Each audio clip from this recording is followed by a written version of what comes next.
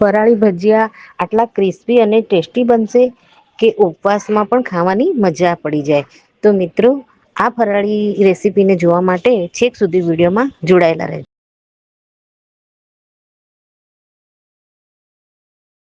નમસ્તે મિત્રો, સ્વાગત છે તમારું મારા આજના નવા વિડીયોમાં. મિત્રો, આજે આપણે બનાવીશું ઉપવાસમાં ખાઈ શકાય એવા ફરાળી ભજીયા.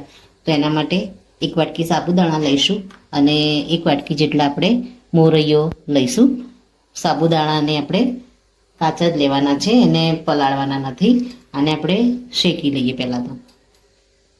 મિત્રો, ત્યારબાદ એક મિક્સચર જાર લઈશું. એમાં આપણે એક મીડિયમ સાઇઝનો થોડો મોટો બટાકો લીધો છે, એને મિક્સરમાં એડ કરી લઈશું. 2 થી 3 આપણે મરચાં લીધા છે, મોળા, બહુ તીખા નહીં, મીડિયમ મરચાં લઈશું. થોડા આપણે લીમડાના પાન એડ કરી દઈશું અને આપણે પીસી લઈશું. મિત્રો, સાબુદાણાને આપણે શેકી અને ઠંડા કરી મિક્સર જારમાં લઈ લીધા છે. આને પહેલાં તો આપણે 1 થી 2 મિનિટ માટે થોડું ગ્રાઇન્ડ કરી લઈશું. ત્યારબાદ મોરૈયાને પણ અંદર નાખી અને ફાઇન એવો લોટ બનાવી દઈશું. મિત્રો, ફરાળી લોટ બની અને રેડી થઈ ગયો છે. આને તમારે સ્ટોર કરવો હોય તો એને સ્ટોર પણ તમે કરી શકો છો. તો હવે આપણે આને મોટા વાસણમાં લઈ અને લોટ તૈયાર કરી દઈશું.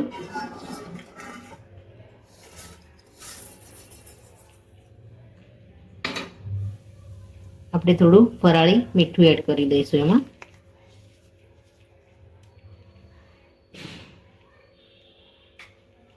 ત્યારબાદ ખટાશ માટે થોડું આપણે આમચૂર પાવડર લઈશું. એક નાની ચમચી જેટલો આપણે મરી પાવડર એડ કરીશું તીખાશ માટે.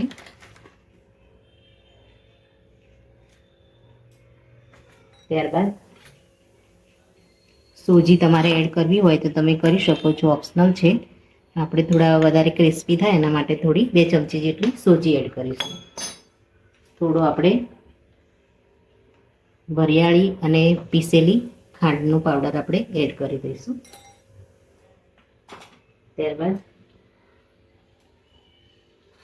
બટેકા અને લીલા મરચાં અને લીમડાને આપણે ક્રશ કરીને લીધો છે, એને આપણે આની અંદર એડ કરી દઈશું. આનાથી આપણે લોટ તૈયાર કરવાનો છે. ત્યારબાદ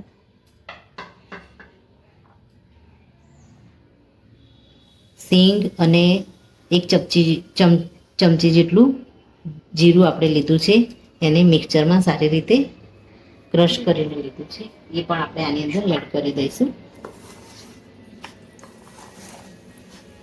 હવે આપણે ફાઇન એવો આનો લોટ બનાવી દઈશું. આમાં સોડા એડ કરવાની જરૂર નહીં પડે. બટેકામાં વધારે સ્ટાર્ચ રહેલો જ હોય છે, એટલે એના સ્ટાર્ચથી જ સરસ એવા ભજીયા આપણા ફૂલી અને રેડી થઈ જશે. 1 વાટકી જેટલા આપણે કોથમીરના પાન લઈ લઈશું. બેટરને આપણે હાથથી બરાબર ફેટી લઈશું. ત્યારબાદ આને 3 થી 4 મિનિટ માટે ઢાંકી અને મૂકી દઈશું.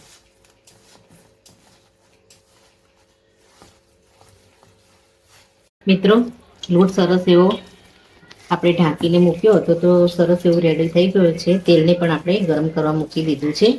હવે આપણે ભજીયાને ઉતારી લઈએ.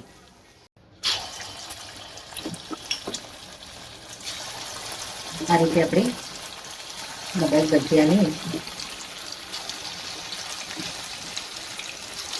પનીરથી ફેરવી અને ડીપ ફ્રાય કરી લઈએ. મિત્રો, ભજીયા સરસ એવા બંને સાઈડથી ફ્રાય થઈ ગયા છે. અને આપણે કાઢી લઈએ અને આ રીતે બીજા ભજીયાને પણ આપણે ફ્રાય કરી લઈએ. મિત્રો, રેડી છે ઉપવાસમાં કે વ્રતમાં ખાઈ શકાય એવા ફરાળી ભજીયા. તમે પણ આ રીતે ઘરે જરૂરથી બનાવો. મિત્રો, મારો આ વિડીયો જો તમને ગમ્યો હોય તો લાઈક, શેર અને સબસ્ક્રાઈબ કરવાનું ભૂલશો નહીં. અને કમેન્ટમાં જરૂરથી લખો કે મારી રેસીપી તમને કેવી લાગી. ફરી મળીએ નવા વિડીયોમાં. ત્યાં સુધી આવજો. Thank you.